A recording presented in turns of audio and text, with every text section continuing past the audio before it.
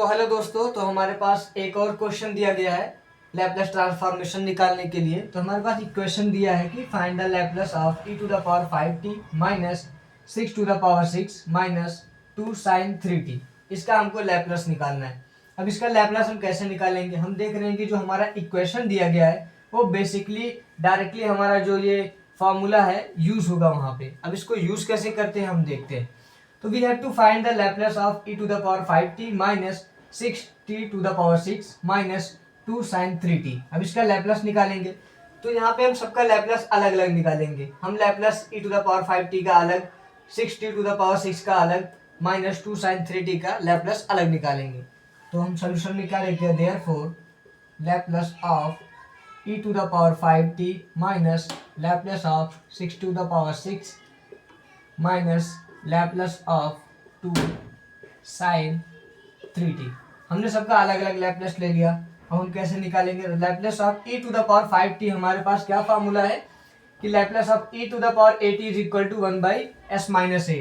तो हमारे पास क्या आ जाएगा? 1 by s minus a. A की वैल्यू हमारे पास क्या है? 5, तो s माइनस 5 हो जाएगी माइनस।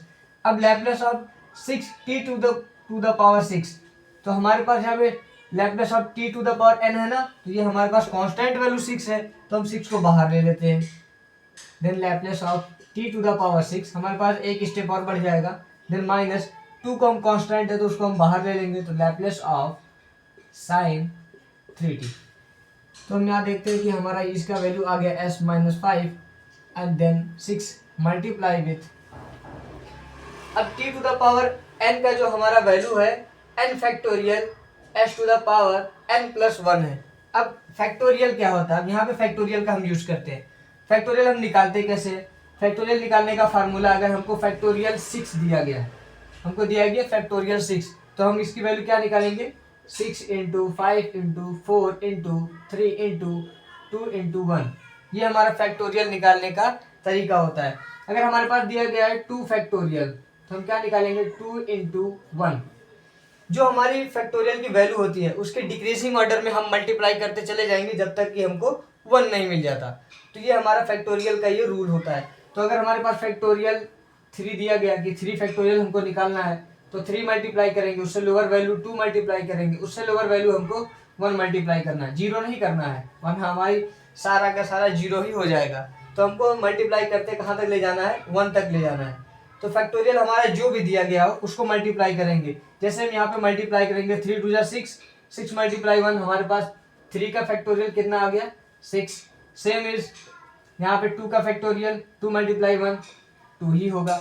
तो ऐसे ही 6 का फैक्टोरियल पहले हम इसका मल्टीप्लाई करेंगे, पूरे का मल्टीप्लाई करके जो हमारी वैल्यू आती है वो हमारा 6 का फैक्टोरियल हो जाएगा। तो हमारे पास यहाँ पे क्या दिया गया है? 6 फैक्टोरियल। यहाँ फॉर्मूले में देखेंगे तो हमारा n फैक्टोरियल है ना, मीन्स 6 फैक्टोरियल। n की वैल्यू हमारी क्या है? 6 है, और हमारे पास क्या है? Upon s, n plus 1 means 6 plus 1। So I hope आपको क्लियर हुआ होगा कि फैक्टोरियल कैसे निकालते हैं। नेक्स्ट देखते हैं, 2 को हमने बाहर लिया, कांस्टेंट है। तो अब हम देखते हैं कि Laplace of sine 3t। Sign 3t मतलब 3 क्या है? हमारी a रिप्रेजेंट कर रहा है। तो हम अपने फार्मूले में देखते हैं कि साइन 80, अब इसका फार्मूला हम यूज करते हैं, मल्टीप्लाई a की वैल्यू हमारी क्या है? 3 a by S square plus A square दिया गया है। एस स्क्वायर प्लस ए स्क्वायर, एस स्क्वायर को एज इट इज रहने देंगे। ए की वैल्यू हमारी क्या है? 3 मीन्स 3 का स्क्वायर। नेक्स्ट अपना देखते हैं हम 1 बाई एस माइनस 5 माइनस, अब यहाँ पे 6 का फैक्टोरियल निकाले हमने, यहाँ पे सबको मल्टीप्लाई कर देंगे, हमारे पास क्या वैल्यू आ जाएगी? ये हो जाएगा हमारा 6 5 30, यहाँ पे हो जाएगा 30 मल्टीप्लाई 4 120, 120 मल्टीप्लाई 3 360 मल्टीप्लाई 2 कर देंगे, यहाँ पे हमारा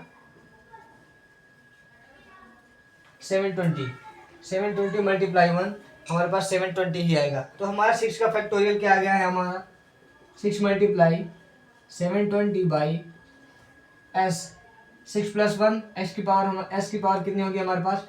7 माइनस 2 मल्टीप्लाई कर देंगे, यहाँ पे हमारा होगा 6 अपॉन एस स्क्वायर प्लस 3 का square 9।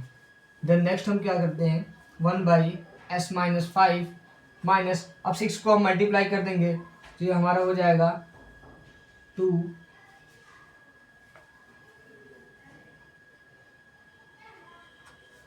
4320 6 to the power 7 minus 6/s² plus 9। ये हमारी आ गई लैप्लस की वैल्यू और ये हमारा होगा आंसर। तो ऐसे हम किसी भी दिए हुए इक्वेशन का लैप्लस निकालेंगे अपने इस फार्मूले का यूज करके। हमने देखा कि हमारे पास जो इक्वेशन था उसमें हमने फार्मूले को फिट किया, फार्मूले को फिट करके हमने अपना लैप्लस निकाल लिया। ये सिंपल था। आई होप आपको समझ में आया होगा कि लैप्लस कैसे निकालते हैं।